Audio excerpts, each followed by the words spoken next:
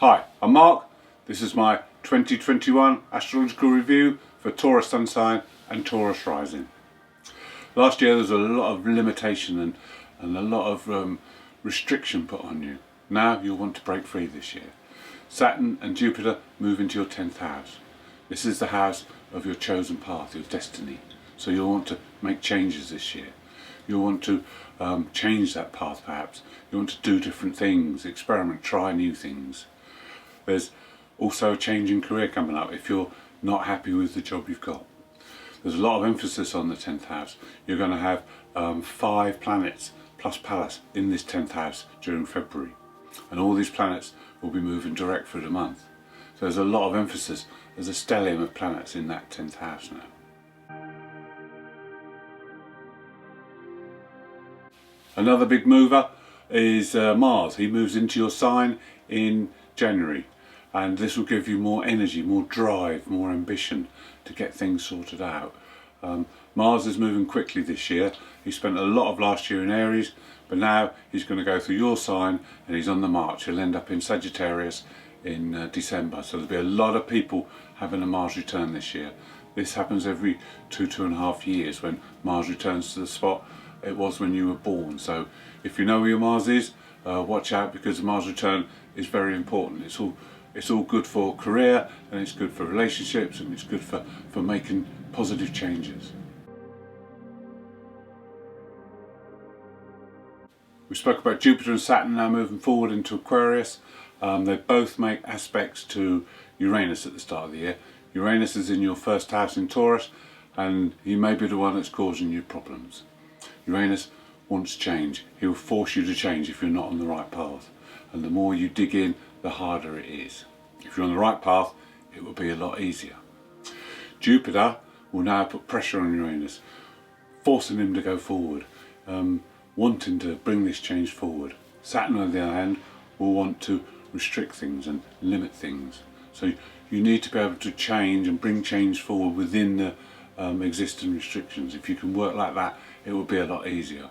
If you're too rebellious and you throw things out and get rid of things, it may be difficult, because you need something to replace these things you're getting rid of. That's why you need Jupiter to expand things and grow things. Also, Jupiter makes 3 quintile aspects to Uranus during the year. These are very tiny aspects, don't usually mention them, but this is particularly useful because it brings out natural talents. And you've got 3 opportunities here during the year to bring these out. Because Jupiter and Uranus can be quite a good combination. It can bring out unusual, different things, and they can come out quite suddenly. So it can be a surprise, but a pleasant surprise.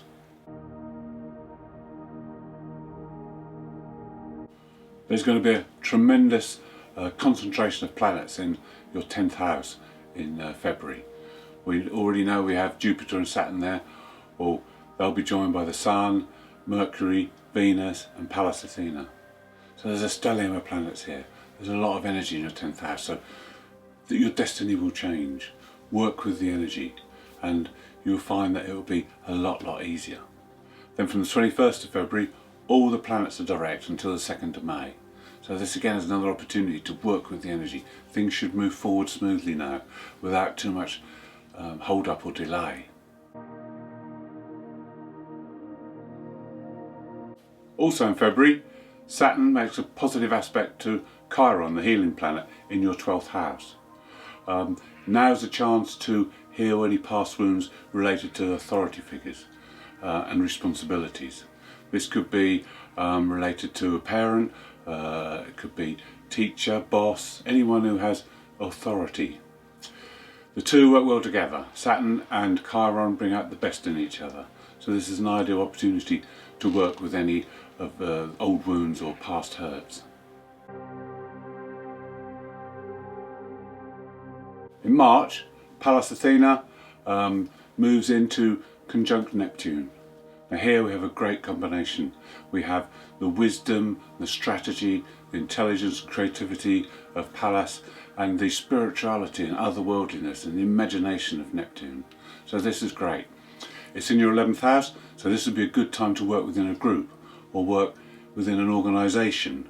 maybe to plan something creative, get a strategy together for the group or the organisation, or maybe there's something you want to do for a group or organisation. Maybe there's something creative, maybe writing or poetry, singing, anything like that that can be expressed with these two planets would be great.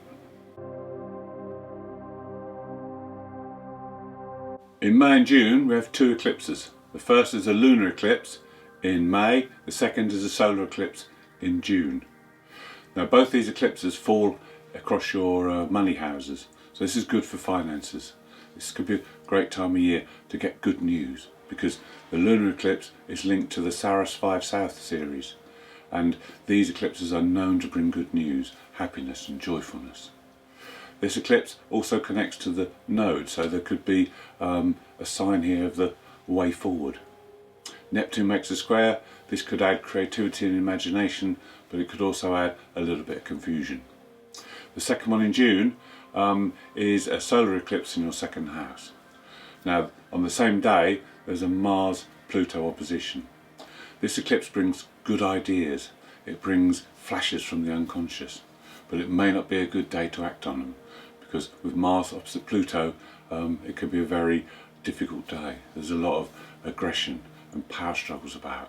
So maybe if you get insights and hunches, act on them, but not straight away. Leave them a few days, let things settle down, and then you can progress. In July, the black moon Lilith moves into your second house. She casts a shadow over wherever she goes. And in your second house, the shadow is over your self-worth. It may be a time when you're comparing yourself to others.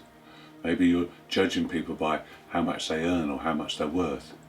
You need to overcome this, and you need to build your own confidence without comparing yourself to anyone else.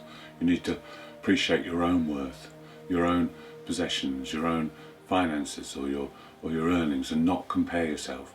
Just accept who you are, be an individual, and it doesn't matter what other people think of you. You need to be a unique individual. In September, the black moon contacts the moon's nodes. Now there's a south node and a north node. The south node is about our past and where we've come from, our past behaviour patterns.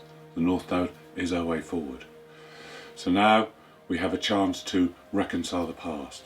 There could be some things around self-worth and finances, because this happens in your second house again. There's a strong emphasis on your second house this year. So there's a lot to do with self-worth, self-confidence, about what you value in life. So there could be issues come up around this that you can resolve at this time. Past life behaviour patterns are brought over, and we have to resolve them before we can find our destined path and go down that route. In November, we have the second lunar eclipse of the year. This time it's across your sign Taurus and Scorpio. It's also in your first house. So there could be changes ahead now, opportunities for you to expand and grow, because the eclipse has a square to Jupiter. Jupiter brings opportunities. The other thing is, if you're born in the last few days of Taurus, or your rising sign is the last few degrees of Taurus, this is going to affect you acutely.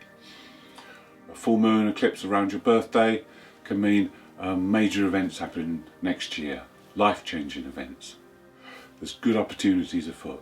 This is in your first and seventh house, so this can affect relationships as well.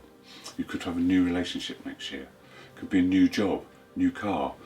Lots of things could be happening over the next year. Then in the last month we have a solar eclipse. Now, a solar eclipse happens in your 8th house. So again, these are life-changing events that are going to be happening. The 8th house is about birth, death, regeneration. So there could be a year when you start to regenerate. It could be a year when you transform. So this is all good news for you, Taurus.